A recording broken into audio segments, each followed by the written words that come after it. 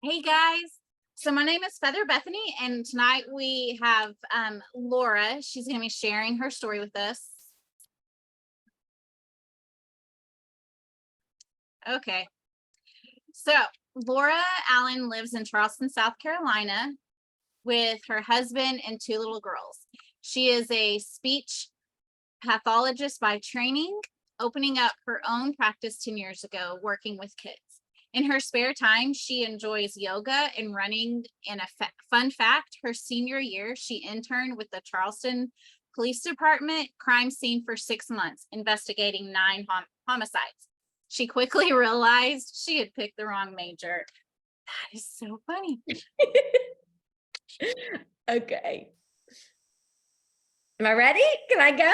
Awesome. Okay. Thank y'all so much, y'all. It really is such an honor to share my story.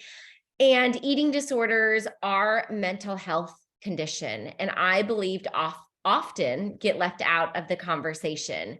Yet eating disorders have the second highest mortality rate of any mental illness, with someone dying every 52 minutes. And this is why I continue to share my story. So let me take you back.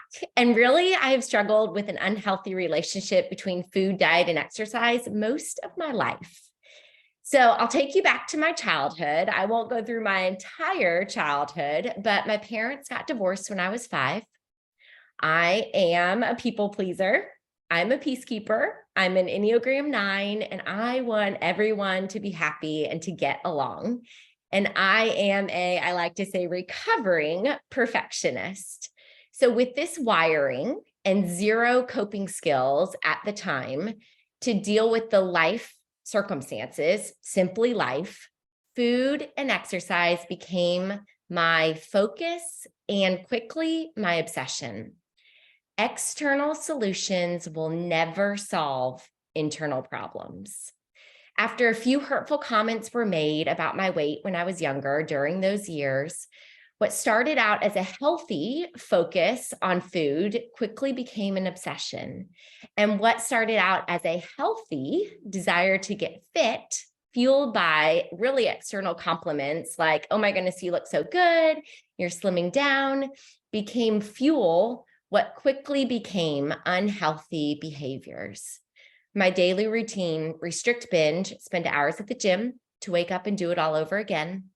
I was a slave to the numbers on the scale, the elliptical packages, my pant size, Diet Mountain Dew, sugar-free Red Bulls, diet pills, laxatives. That was my fuel and my story for years. This really started in my early teens. I was a competitive athlete. I made varsity soccer my freshman year. I played a different sport every season, but shortly into my obsession with food and exercise, my mornings started at 4 a.m. with a run outside or a trip to the gym, restricting food most of the day, after school sports, practice until 6 p.m., and very limited food, which you can imagine quickly took a toll on my weight, binging at night or on the weekends. These behaviors consumed every aspect of my life, mentally, physically, and emotionally. The shame, the guilt, the secrecy. Hospitalized in high school, I gained the weight, but the obsessions really still remained. The agreement between my nutritionist, my parents, and my psychologist was I had to gain 20 pounds to hit 105 pounds to go off to college. And y'all, I did check that box. But I want to pause here and share I struggled with an eating disorder and or disordered eating for 25 years, but only 7 of them, I really looked sick. And I want to be honest, I think it's the years that I was looking normal that were the hardest. I was exhausted, frustrated, embarrassed, and ashamed, so ashamed of the lies, binging at night, eating in secrecy. I could not get out of the revolving door. I really tried every recovery program out there, but the more I pressed in, the greater the obsessions. And really, these obsessions kept me from showing up in life. really, I was missing everything. I was missing date night. I was missing nights with friends. I was making excuses as to why I couldn't join coworkers for lunch. Fast forward, by the grace of God, I found myself pregnant, excited, but terrified I was going to lose the baby. I knew these behaviors would not sustain a healthy pregnancy. I was running 8 miles daily and eating a very limited diet. But insert God, I knew I would show up for others before I would do a darn thing for myself. We said yes out of desperation and fear to encapsulated produce. Y'all, I am so grateful that a patient's mom had the courage to share it with me. She had no idea I was struggling and had been struggling for years. It was a way to bridge that nutritional gap I had. And y'all, it was a safe food. Remember, food was the enemy, but this was concentrated nutrition in a capsule. It was food that my body desperately needed. And honestly, I don't know how I would have ever gotten that quantity or quality if it weren't for those capsules. As my depleted, starving body and brain became flooded with excellent nutrition, those all-consuming thoughts and behaviors and lies became less controlling. And I really began learning about the healing power of food thanks to our mission and our community. And it was the perfect storm. My transformation in finding a healthier relationship with food, diet, and exercise took place slowly over time. Mealtime became less paralyzing. Exercise became enjoyment and energy giving, not punishment for what I did or did not eat. I was not checking out, but checking in. I came to understand and know my triggers, my stinking thinking, and get curious instead of numbing. I learned better coping skills. I continued to show up even when it was hard. And I got comfortable with being uncomfortable. Sit with and not just push through, but available to what God was teaching me in all of the emotions. And my desire to change became greater than my desire to remain the same. And y'all, I got a coach. I got a coach that helped me walk through recovery. And I am equally as grateful for this community as I am the product. Y'all, this community loved me before I loved myself. They believed in me and they taught me what living a life of faith truly meant. No way would I have been able to find freedom with food had I not cultivated that ability to trust him. Trust that all things God works for the good of those who love him. Y'all, it's been 25 years, a 25-year journey, but today it feels good to live in this body. God cares and wants to walk with us as we learn to love our bodies he made with intention. This one body is the place I call home on earth and where I encounter God for now. This body was named good by my Creator and the very vessel he placed me in for his glory and for the good of others. I am learning the act of eating, movement, and rest. That is something that I'm learning and working on currently, are acts of worship. And let me highlight again, in the messy middle, the hard, in the struggle is where I found myself and I found Jesus. Y'all, the heart work is the most important work. And if you start there, it changes everything. And I want to end with one of my very favorite Brené Brown quotes. When we deny our stories, they define us. But when we own our stories, we get to write a brave new ending. Okay, that's it. That, oh my gosh, I love your story. The first time I heard it was when you did your NMD speech. So that was last October, right? Yes, it was. 21.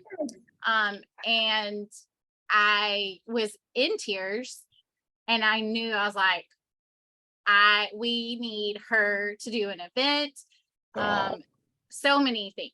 So do you mind sharing about what you recently were able to do because you have healed your body?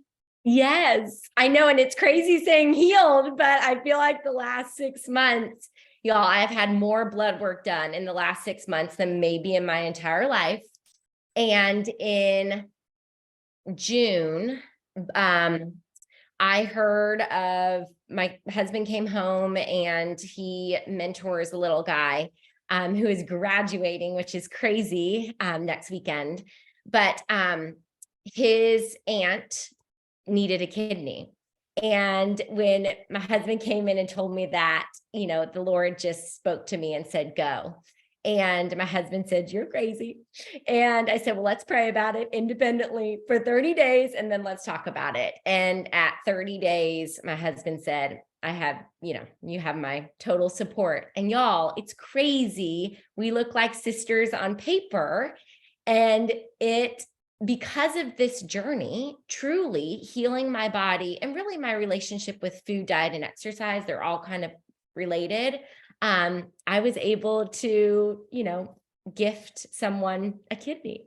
So I feel like it was just another chapter of my story, and I'm so grateful. Yeah, that just amazes me with what you've gone through the past 25 years. Had you not gotten pregnant and someone shared Juice Plus with you and you said yes to that, you said yes to doing what you needed to do for your baby, right? Which is in turn taking care of yourself. So you can really take care of that baby and grow that baby and, deliver a healthy baby girl. You would have not been able to do that. You would have not been able to give your kidney. And when I saw your story and you posted that on Facebook, I just cried because I was like, what, that gift just keeps on giving in a way that you never could have ever dreamed. And I think that's you're right. so amazing. I mean, only God. And y'all, it really is the gift of health. And I think about what if the patient's mom hadn't shared with me? She had no idea I was struggling. So we just never know. We have to share with an open hand. We have no idea what people are struggling with. And y'all, specifically eating disorders, and I think all mental illness, anxiety, depression, there is a lot of shame around it and a lot of secrecy. And so oftentimes you don't know people are struggling. So, what if you could be the person that, shares the gift of health, or, invites them to an event or invites them into our life-giving community. I mean, I always think, what if, that person had not shared with me. So. Yeah, that's completely amazing. Thank you so much. So much for sharing. Does anyone have any questions for Laura? Yeah, I'm an open book. So Yeah, she really is. I am. My husband sometimes says, did you really say that or post that on social media? And I'm like, yes, I did. Yeah, it's okay. So I don't see any questions on Facebook. It doesn't look like anyone has any questions. Husband walking in the background. Okay. Well, complete apologies about the late start. That's what happens when you change times on yourself. We appreciate everyone joining us. If you have any questions, if you're watching this in the recording or on Facebook later on, and you have questions or you want more information on the encapsulated produce that Laura talked about, that was the pivotal moment, the catalyst to completely change her life, let us know. Reach out to the person who shared this video with you.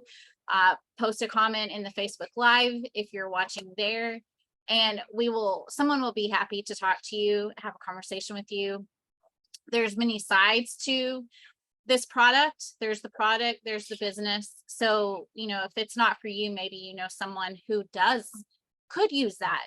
And if, like me, I heard about it and I was all in, feet first, and just took the leap of faith I got the product and joined the business at the same time. Best decision of my life. So anyways, so hope everyone has a great evening and a blessed Memorial Day weekend. And we will talk to y'all later. Bye, guys.